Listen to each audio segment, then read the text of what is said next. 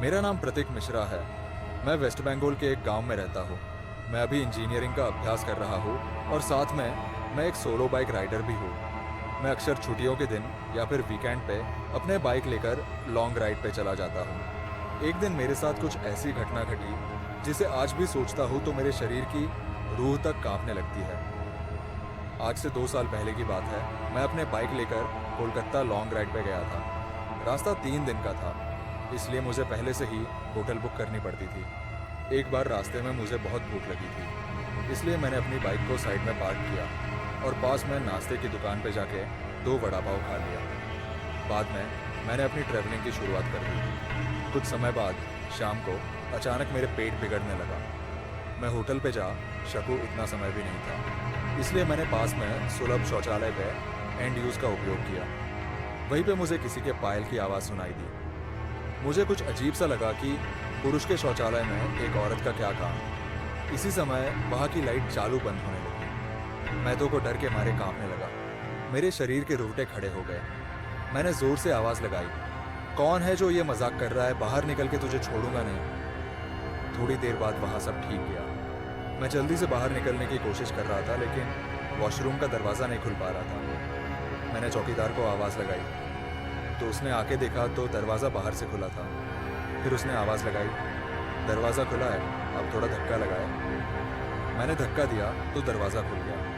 मैं पैसा देकर बाहर निकल ही रहा था कि फिर से मेरा पेट खराब होने लगा। मुझे वापस उस खतरनाक वॉशरूम में नहीं जाना था, लेकिन मेरे पास और कोई चारा भी तो नहीं था। इस बार लगभग 2-3 मिनट हुई होगी कि वापस से लाइट चालू बंद होने लगी और साथ में कोई स्त्री की हंसने की आवाज़ भी आ रही थी।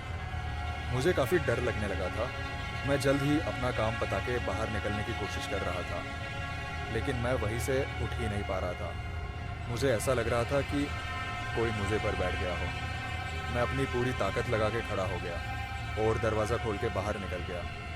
बाहर देखकर मैंने देखा कि सुलभ शौचालय का मुख्य दरवाज़ा बंद था और उस पर काफ़ी सारे जीव जंतु चिपके हुए थे।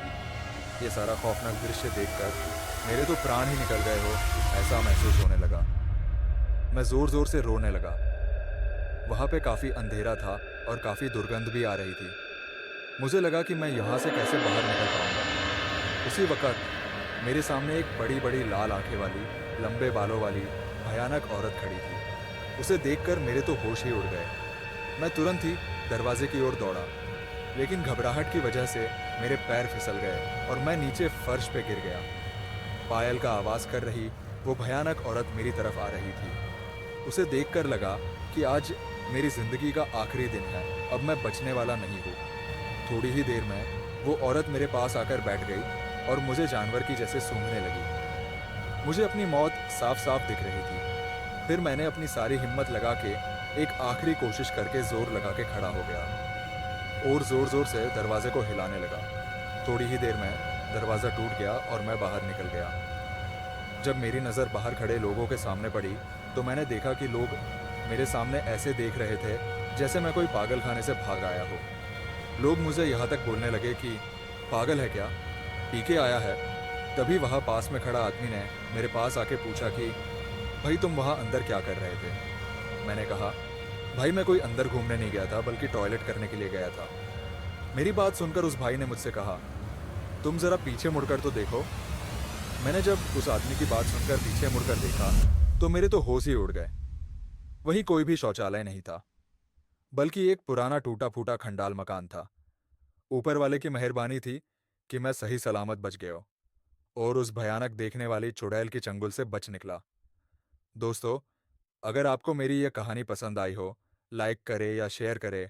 अगर आपके पास भी कोई कहानी है तो शेयर ज़रूर